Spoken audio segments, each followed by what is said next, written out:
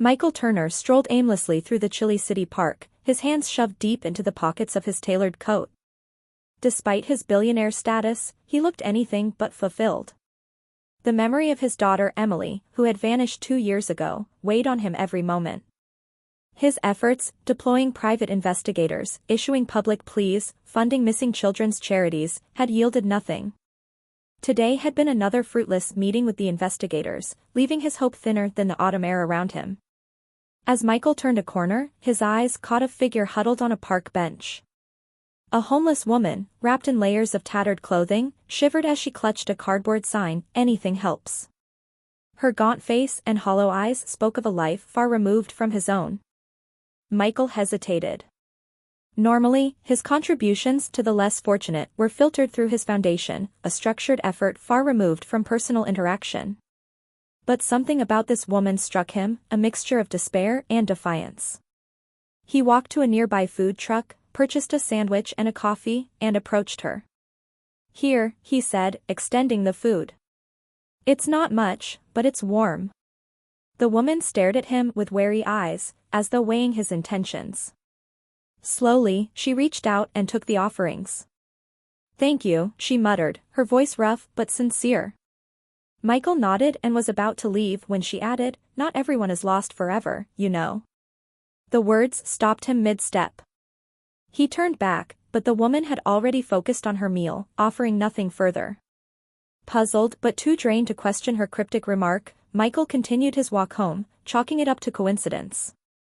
The next morning, as Michael prepared for yet another meeting, his phone buzzed with an unusual alert from his mansion's security system. A woman was at the gate, accompanied by a child. The guards described her as homeless, likely seeking help or shelter. Ordinarily, such individuals were kindly redirected to shelters funded by Michael's foundation, but the mention of a child caught his attention. He walked to the gate himself. The sight froze him. The woman from the park stood there, looking just as ragged, but it was the girl clutching her hand that rendered him speechless. The child was around 8 years old, with unkempt hair and wide, frightened eyes. Despite her disheveled appearance, Michael recognized her immediately. "Emily. Emily," he whispered, his voice cracking. The girl shrank back, hiding behind the woman. "She doesn't remember you," the woman said bluntly. "Not yet." Michael's mind raced. How could this be Emily? Was it really her? How had this woman found her? His heart warred with his instincts, joy and suspicion clashed like storm clouds on the horizon. "Let them in," he told the guards. Inside, the woman introduced herself as Sarah. Over coffee, she explained her story in fragmented pieces. She had been living on the streets for years, drifting from shelter to shelter, when she came across a child hidden among others in an underground operation run by a man named Victor. He controlled vulnerable individuals, exploiting them for various illegal schemes, including trafficking. "I knew she didn't belong there," Sarah said. "She looked, cared for, once. Loved. It wasn't hard to figure out she'd been taken from someone who mattered." Michael struggled to process her words. He had heard of such networks but never imagined Emily could have been pulled into one. "Why didn't you go to the police?" Sarah snorted. "Victor has connections. Big ones. If I'd gone to the cops, he'd have known, and neither of us would be sitting here. I had to be sure I could get her out." "Why me?" Michael asked. "Why bring her to me?" Sarah gave him a hard look. "You're her father, aren't you?" Tears welled in Michael's eyes. "Yes," he whispered. "Then you're the one who can protect her."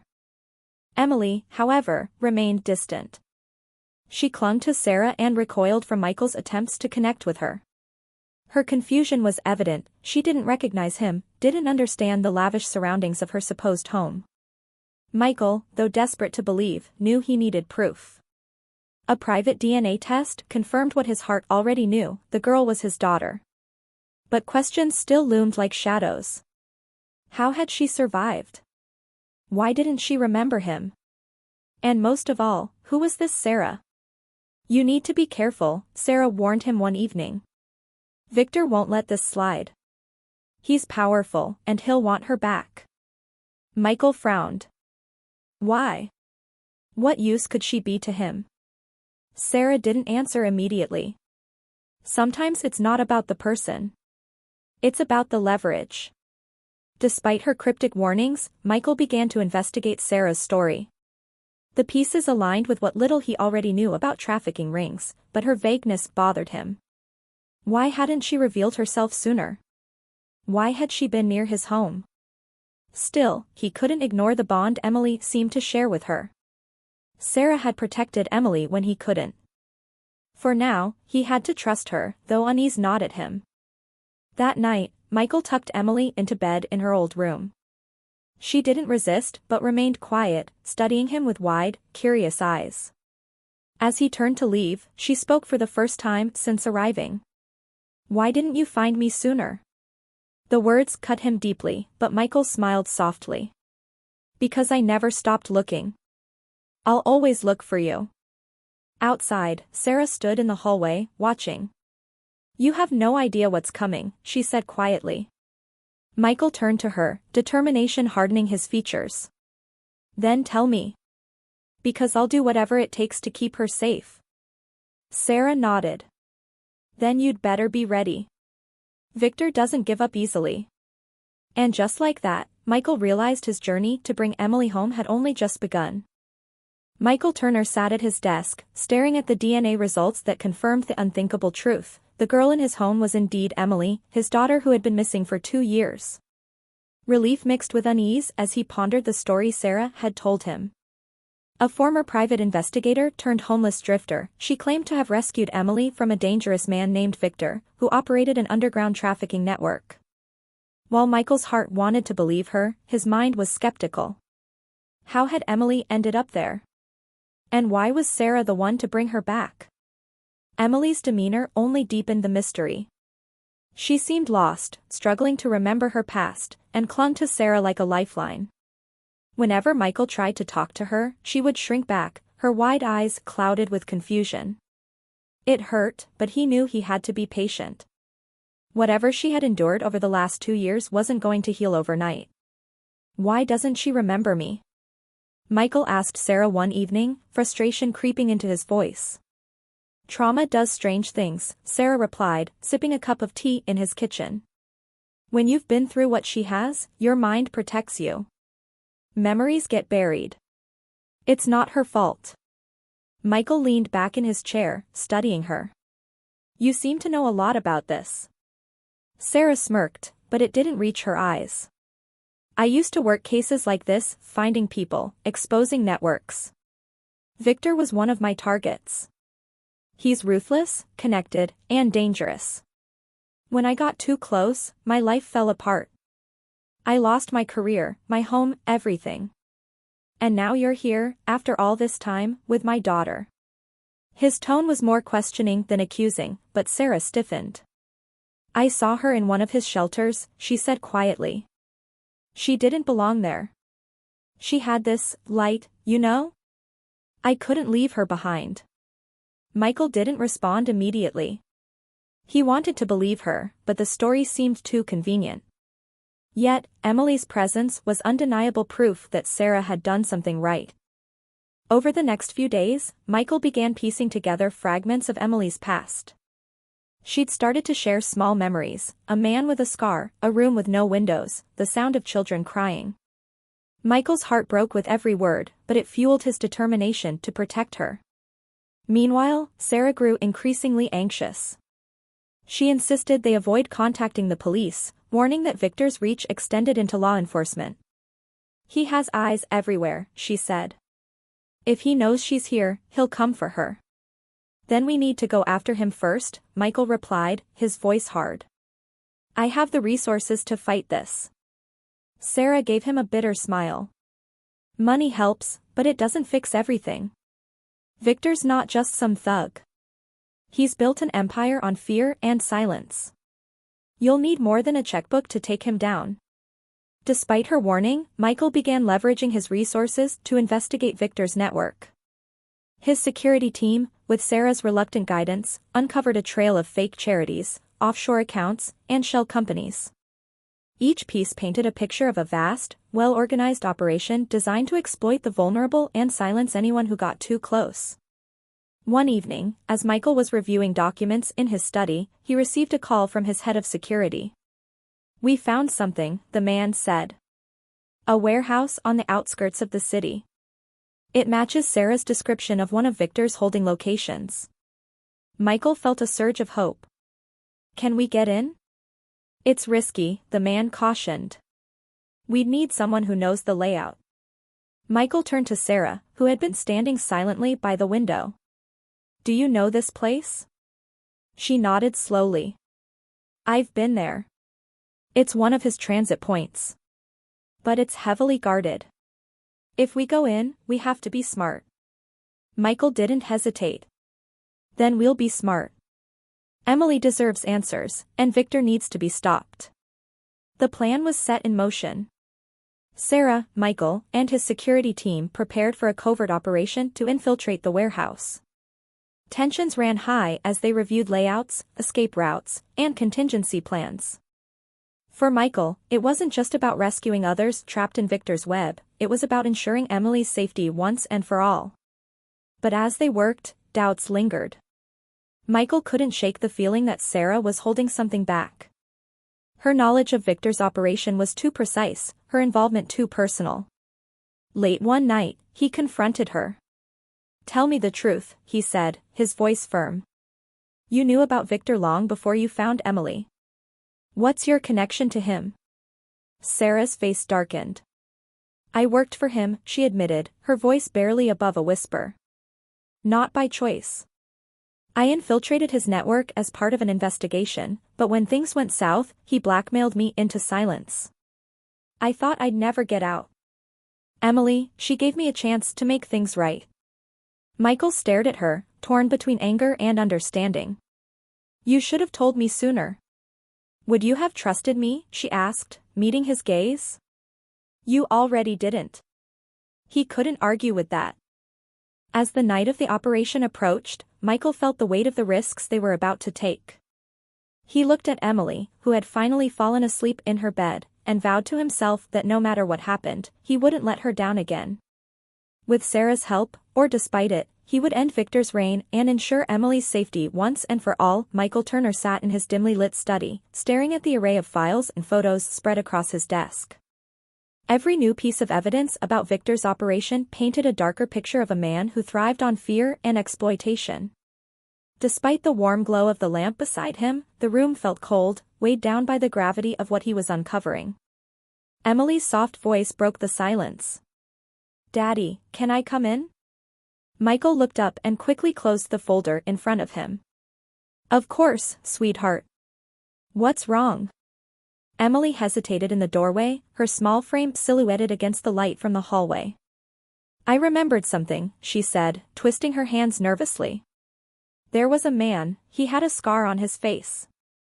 He would tell us to be quiet or else." Her voice trembled, and Michael rushed to her side, wrapping her in a protective hug. "It's okay," he whispered. "You're safe now. No one will hurt you again." Emily nodded against his chest, but her words stayed with him long after she had gone back to bed. He knew the man she described, the scarred figure appeared repeatedly in Sarah's accounts of Victor's network. It was a detail too specific to be a coincidence, solidifying Sarah's credibility in Michael's mind. But doubts lingered. Sarah had been too evasive about her own involvement with Victor. Her knowledge of his operation was intimate, almost too precise, and Michael couldn't shake the feeling that there was more to her story. The next morning, Michael confronted Sarah in the kitchen, where she was sipping coffee and scrolling through notes on her phone. "We need to talk," he said, his tone sharper than usual. Sarah looked up, raising an eyebrow. About why you know so much about Victor. You've given me bits and pieces, but it's not adding up.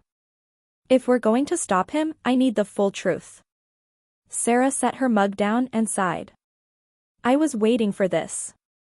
She leaned against the counter, her posture guarded. "Fine. You want the truth? I used to work for him." Michael's stomach dropped. "You what?" Not by choice, she added quickly. I infiltrated his operation as part of an investigation a few years ago. I was hired to expose him. But Victor's smarter than anyone gave him credit for. He figured me out, and, let's just say he made it clear I'd lose everything if I didn't cooperate. And you did? Michael's voice was tight with anger. For a while, Sarah admitted, meeting his glare with a defiant look of her own. I had no choice. He had leverage on me, my family, my reputation. But I never stopped looking for a way out. When I found Emily, I knew I had to do something. She was my chance to make it right. Michael paced the room, running a hand through his hair. You should have told me this from the beginning. Would you have trusted me? Sarah shot back. You already didn't. He stopped, her words hitting harder than he wanted to admit. So, why now? Why risk it all to bring her back? Sarah's voice softened. Because I saw myself in her. Lost, scared, used by someone who only cared about power. I couldn't leave her behind, Michael. I just couldn't. Michael stared at her, torn between anger and gratitude. Her story explained a lot, but it didn't erase the risk she had brought into their lives. Still, she had saved Emily when no one else had, and that counted for something. Later that day, Michael's security team uncovered a lead that shifted the balance of their fight. A warehouse on the outskirts of the city matched Sarah's description of one of Victor's key transit points. Surveillance confirmed suspicious activity, trucks arriving late at night, armed guards patrolling the perimeter, and children being moved in and out. It was a chilling confirmation of Sarah's claims. We need to act fast, Michael told Sarah as they reviewed the findings in his study. If we wait too long, they'll relocate. Sarah nodded, her jaw set. We'll need a solid plan. Victor's people don't mess around, and if they suspect anything, they'll vanish. Michael turned to his head of security. Can we do this quietly? The man hesitated. We can try, but it's risky. We'll need someone who knows the layout. Sarah raised her hand. I do. I've been there before. Michael looked at her, weighing the risks. Trusting her had brought Emily home, but it had also put them all in danger. Still, he couldn't deny that she was their best shot at infiltrating Victor's operation. All right, he said finally. But we do this my way. No improvising, no heroics. We go in, get the evidence, and shut him down. The night of the operation arrived, and tension hung thick in the air. Michael stood in the staging area with his team, going over the plan one last time. Sarah was quiet, her eyes focused on the blueprints of the warehouse. Michael could see the determination in her face, but he also caught glimpses of fear. You okay? He asked her. She nodded. I've been waiting for this for a long time. As they approached the warehouse under the cover of darkness, Michael couldn't shake the feeling that everything was about to change. He glanced at Sarah, who was guiding the team through the maze of corridors. Despite her past, she had proven herself time and again. But trust was a fragile thing, and Michael knew that once they stepped inside, there would be no turning back. For Emily's sake, he was willing to take the risk. The air was thick with tension as Michael Turner stood outside the warehouse, a nondescript building on the city's outskirts cloaked in shadows. The gravel crunched underfoot as his security team moved into position, guided by Sarah's precise instructions. Michael glanced at her, her face illuminated by the faint glow of a nearby streetlight. She seemed calm, her steely determination unshaken, but Michael could sense the undercurrent of fear she kept hidden. This is it, she said quietly, adjusting the earpiece linked to the team. Victor's operation moves fast. If we don't get the evidence and shut this down tonight, they'll disappear. Michael nodded. We're ready. Just stick to the plan. Inside the warehouse, the scene was eerily quiet. Dim, flickering lights cast long shadows on the walls, and the faint hum of machinery buzzed in the background. Sarah led the group through a side entrance she had identified as a weak spot in Victor's security. Michael's head of security, a seasoned professional named Grant, coordinated the team's movements, ensuring they remained undetected. Sarah paused at a junction, holding up her hand to stop the group. "This hallway leads to the holding area," she whispered. "That's where they keep the kids before moving them." Michael's chest tightened at the thought of children being held in such a place. "And Victor?" he asked. "He'll be in his office, on the second floor," Sarah replied. "That's where we'll find the records and evidence we need." Grant split the team into two groups. One would secure the children and ensure their safety, while the other would follow Sarah to gather incriminating evidence from Victor's office. Michael hesitated for a moment, torn between staying with the group helping the children and confronting Victor directly. "Go with Sarah," Grant urged. "We'll handle the kids." Reluctantly, Michael nodded and followed Sarah up the narrow staircase. Each step echoed faintly, heightening the tension. At the top, Sarah led them down a corridor to a steel door. She crouched beside the lock, pulling out a set of tools she had concealed in her bag. "This won't take long," she said, her voice steady as her hands worked with practiced precision. Michael watched her, his mind racing. Despite everything she had done to help, doubts lingered. Her past involvement with Victor was impossible to ignore, and he couldn't shake the fear that she might still be hiding something. The door clicked open, and Sarah pushed it ajar, revealing an office that was both sparse and sinister. A desk cluttered with papers and ledgers dominated the room, while surveillance monitors displayed various angles of the warehouse. Michael's eyes fell on one screen showing the holding area, where his team was already moving to secure the children. Sarah moved quickly, rifling through the papers on the desk. "These are shipping manifests," she muttered, scanning the documents. "Dates, locations, this is exactly what we need." Michael stepped closer, his eyes drawn to a ledger listing names and numbers. His stomach churned as he realized the numbers represented dollar amounts tied to each name, children being sold like commodities. Suddenly, the door slammed shut behind them. Michael whirled around to see Victor standing in the doorway, flanked by two armed guards. The scar on his face twisted as he sneered. Well, Victor drawled. "I was wondering when you'd show up." Michael stepped in front of Sarah instinctively. "It's over, Victor. We have everything we need to expose you." Victor laughed, a low, menacing sound. "You think you can just walk in here and shut me down? Do you have any idea who you're dealing with?" Sarah edged closer to the desk, her hand hovering over the stack of documents. "We're dealing with a monster," she said, her voice cold. Victor's smile faded. "And you," he snarled, pointing at Sarah. "I should have known you'd betray me. You always were a thorn in my side." Michael's hand tightened into a fist. "You're finished. The children are safe, and the authorities are already on their way." Victor's guards raised their weapons, but before they could act, a deafening crash echoed through the room as Grant and his team burst through the door. A brief but chaotic struggle ensued. Sarah ducked behind the desk, clutching the documents, while Michael grabbed a heavy paperweight and swung it at one of the guards, knocking him off balance. Grant subdued the other guard, and Victor found himself cornered, his bravado fading as he realized he had no escape. "You'll regret this," he hissed. "People like me don't just disappear." "No," Michael said, his voice firm. "But people like you always get caught." As the police arrived and began securing the warehouse, Michael stood outside, watching the children being escorted to safety. Emily, who had been waiting in a secure vehicle nearby, ran to him, throwing her arms around his waist. "You did it, Daddy," she said, her voice filled with awe. Michael knelt down, holding her close.